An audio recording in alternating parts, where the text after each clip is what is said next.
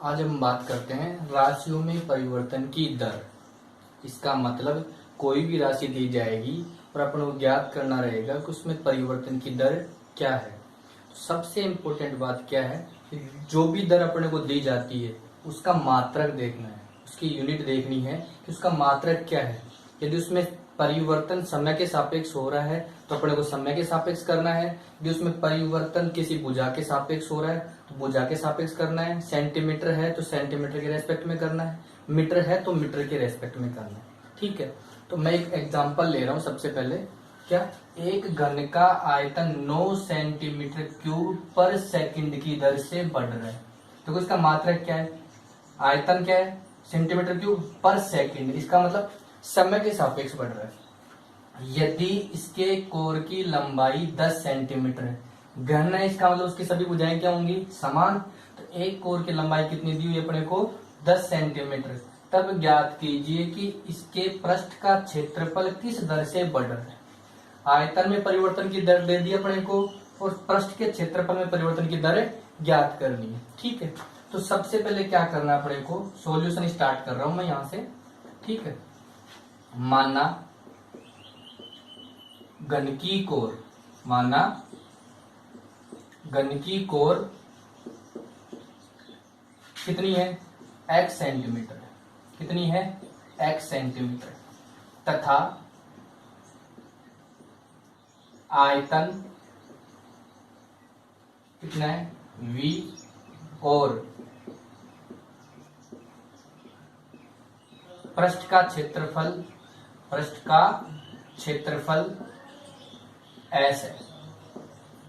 ठीक है, तीन चीजें अपने पास में आ गई, अपन ने मान ली। ठीक है, अब आयतन में परिवर्तन की दर दी हुई है, इसका मतलब क्या दिया हुआ है, पहले दिया हुआ लिख दो।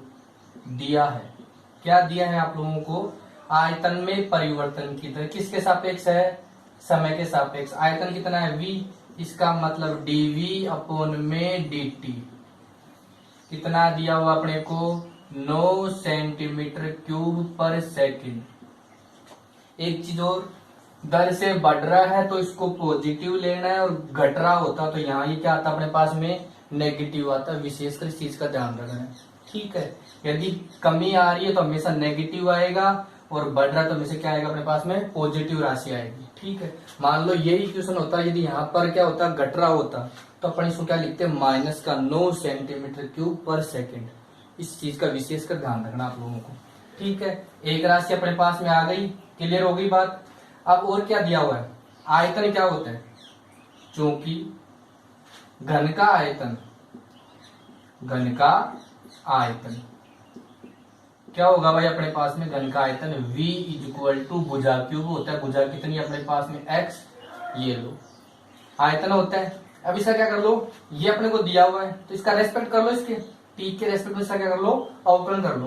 तो dv अपॉन में dt कितना हो जाएगा, 3x²।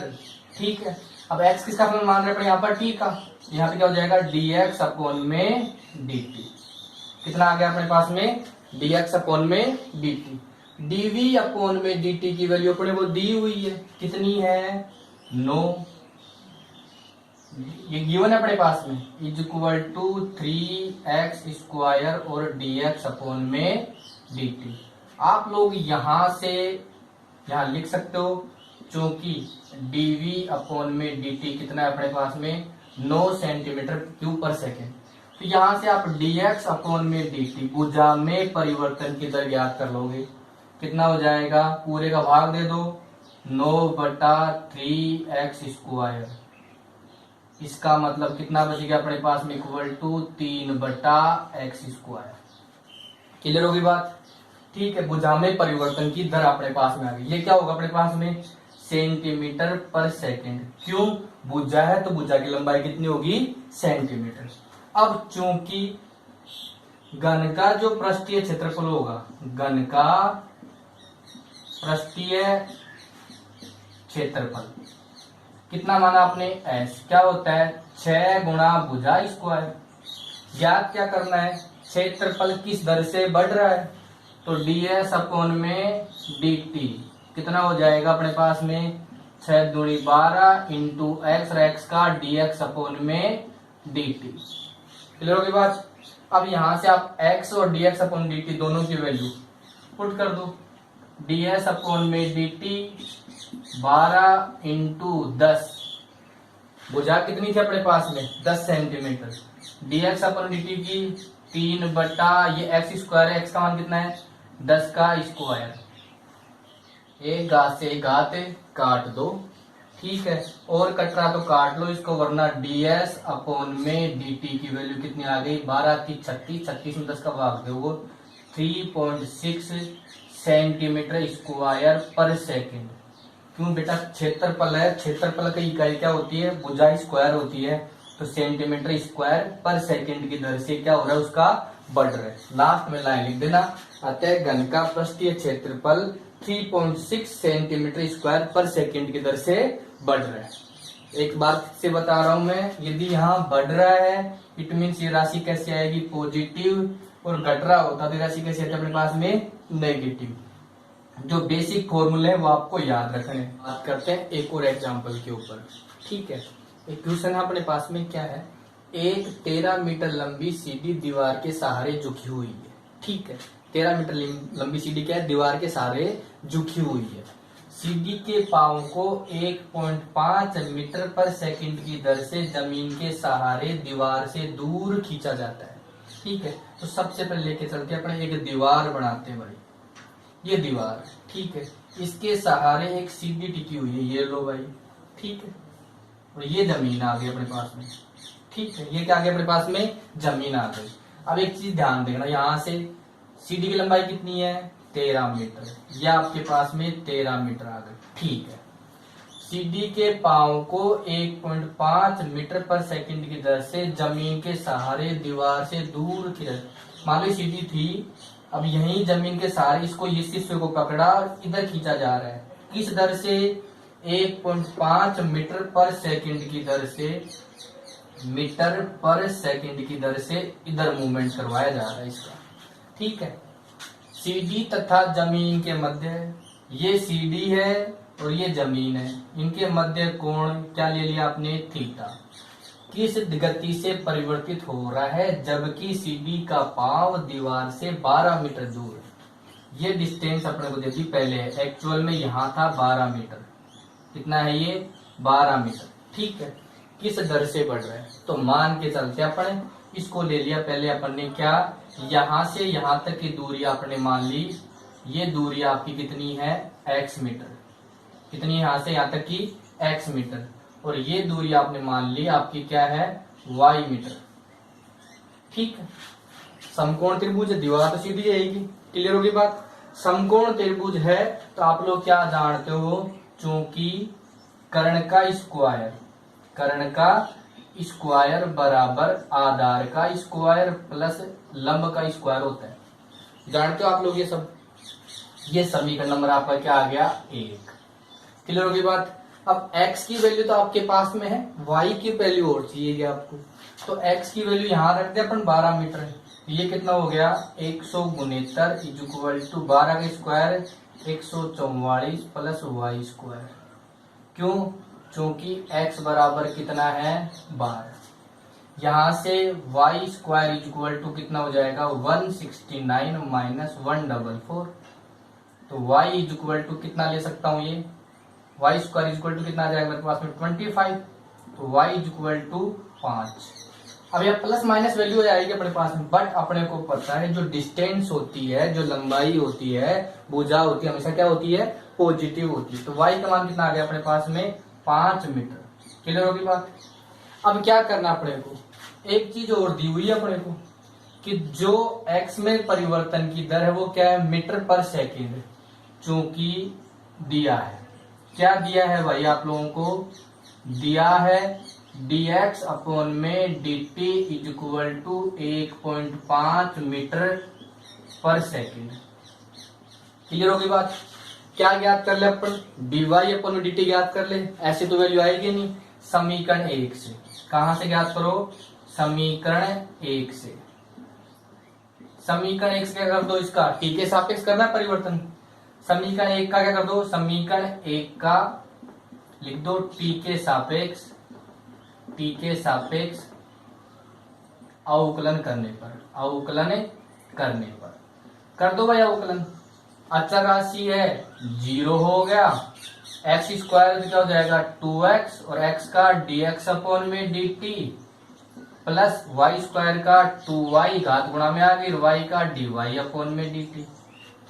दो तो इक्वल टू 0 कर दो।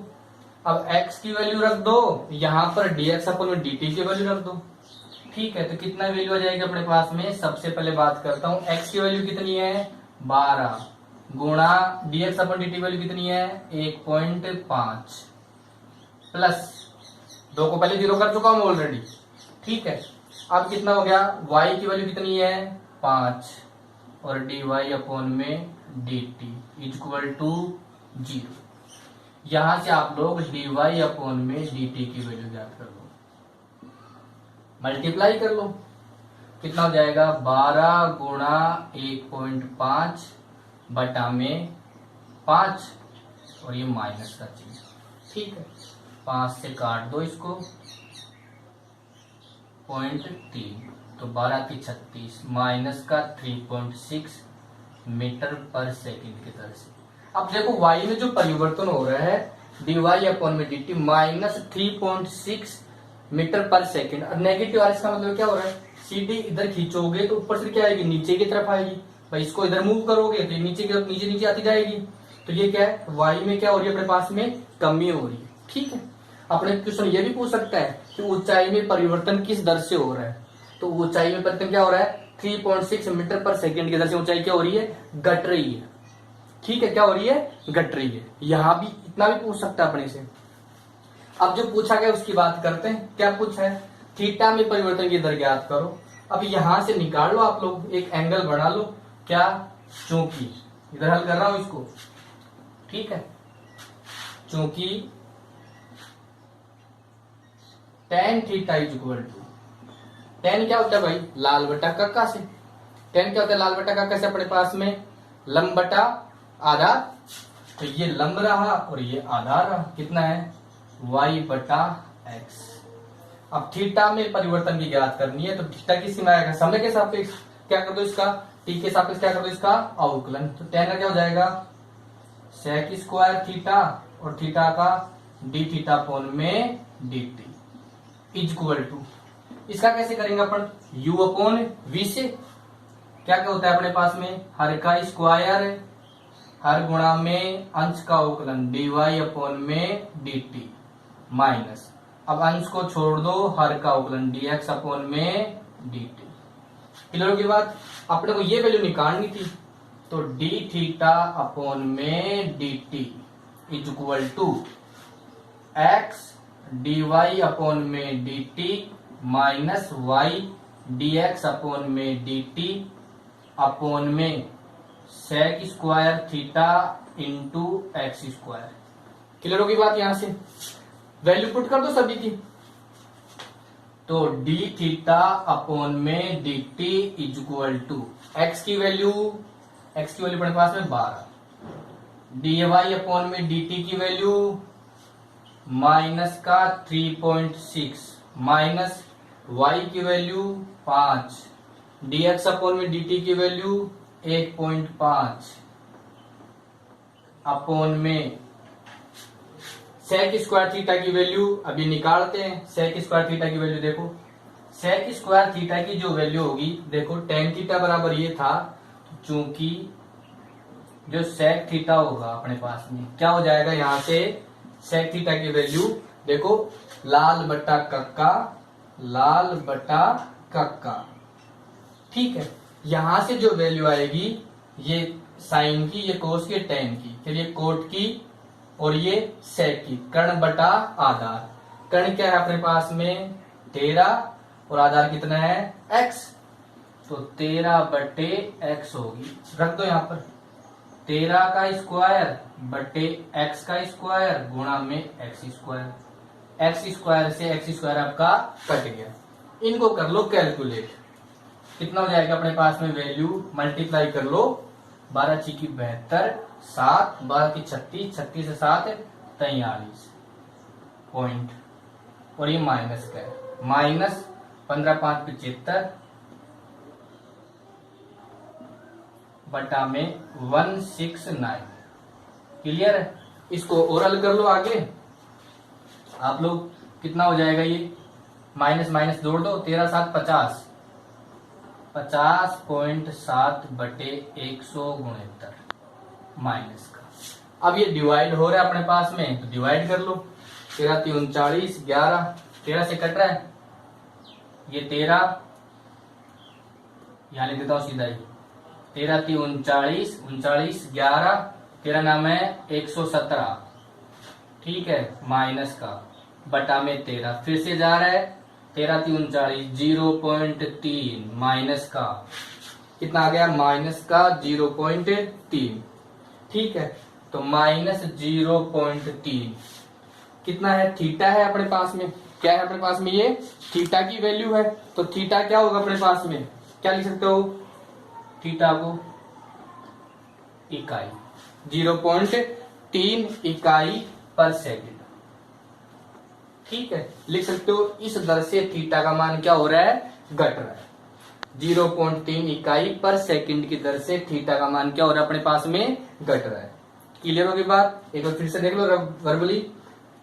ये था, दीवार है अपने पास में, ये सीडी है, सीडी को इधर खिसकाया जा रहा है, इधर मूव किया जा रहा है, यहां से पकड़ के, ठीक है, तो अपने को क्या होगा, ऊंचाई में परिवर्तन होगा, सीधी सी बात, ये क्या अपने पास में, समकोण त्रिभुज फॉर्मूला है, यहां से अपन ने वाई ऊंचाई का मान निकाल लिया, dx अपन dt दिया हुआ, आधार में परिवर्तन की दर दिया हुआ अपने को, फॉर्मूला क्या था, यहां से y में परिवर्तन की दर अपन ने निकाल लिया। क्लियर होगी बात, कितना आ गया कि ऊंचाई इसकी घट रही है, ठीक है। क्वेश्चन इतना भी पूछ सकता है अपने से, क्वेश्चन इतना भी पूछ सकता है अपने से, वरना अपने को थीटा में पूछा है तो tan थीटा इक्वल टू क्या होता है, y बटा x हो जाएगा, लंब बटा आधार, यहां से थीटा का कर लो समय के सापेक्ष परिवर्तन। क्लियर, ये पूरा अवकलन कर दिया, अवकलन करने के बाद वैल्यू पुट कर दी, देन कैलकुलेट, कितना आ गया कि जो थीटा में परिवर्तन हो रहा है, देखो ऐसे मूव करेगा तो थीटा क्या होता जा रहा है, दिन प्रतिदिन कम होता जाएगा, एक टाइम आएगा तो थीटा कितना हो जाएगा अपने पास में, 0 डिग्री, मतलब सीडी क्या हो जाएगी, जमीन पे ही गिर जाएगी। Okay, thank you.